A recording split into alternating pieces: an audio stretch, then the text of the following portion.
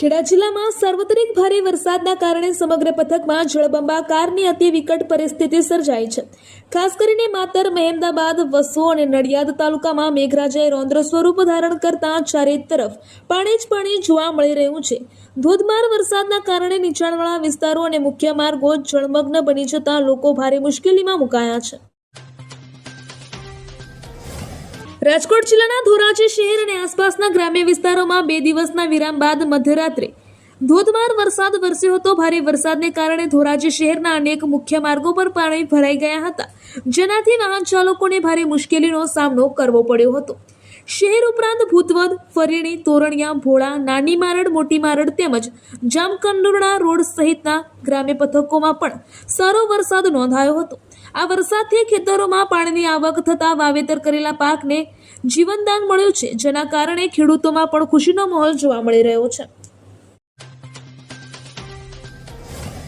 અમદાવાદ ગ્રામ્ય જિલ્લામાં ભારે વરસાદને કારણે બાવળા સરખેજ હાઈવે પર સરીપાટિયા નજીક મેલડી માતા મંદિર અને ગેલુપસ ઇન્ડસ્ટ્રીયલ પાર્ક વિસ્તારમાં પાણી ભરાયા છે.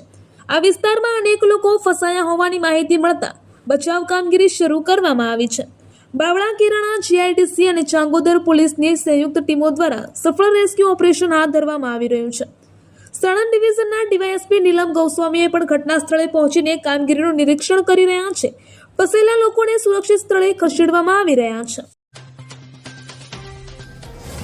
અમદાવાદમાં ભારે વરસાદને કારણે સરખેજ નેશનલ હાઈવે પાણીમાં સરીપાટિયા નજીક મોડી માત્ર હાઈવે પર પાણી ભરાઈ જવાથી વાહન વ્યવહાર વિસ્તારમાં પાણી ભરાયા છે. પાણી ભરાવાને કારણે અનેક વાહનો રસ્તા પર બંધ પડી ગયા હતા, જેના પરિણામે લાંબો ટ્રાફિક જામ સર્જાયો હતો. બાવળા, કેરાણા, પોલીસ અને ચાંગોદર પોલીસની સંયુક્ત ટીમો દ્વારા ભારે જહેમત ઓપરેશન હાથ ધરવામાં આવી રહ્યું છે. વાહનોને ધક્કા મારીને ચાલુ કર્યા હતા અને ટ્રાફિકને હળવો કરવાનો પ્રયાસ પહોંચીને કામગીરીનું નિરીક્ષણ કરી રહ્યા છે. નાગરિકોની સલામતીને ધ્યાનમાં રાખીને મોડી રાત્રે જાહેર જનતાને આ હાઈવેનો ઉપયોગ ન કરવા અપીલ કરવામાં આવી હતી. તંત્રએ મુસાફરો અને વાહન ચાલકોને જ્યાં સુધી સ્થિતિ સામાન્ય ન થાય ત્યાં સુધી સરખેજ બાવળા હાઈવે પર મુસાફરી કરવાનું ટાળવા અને વૈકલ્પિક રૂટનો ઉપયોગ કરવા અનુરોધ કર્યો છે.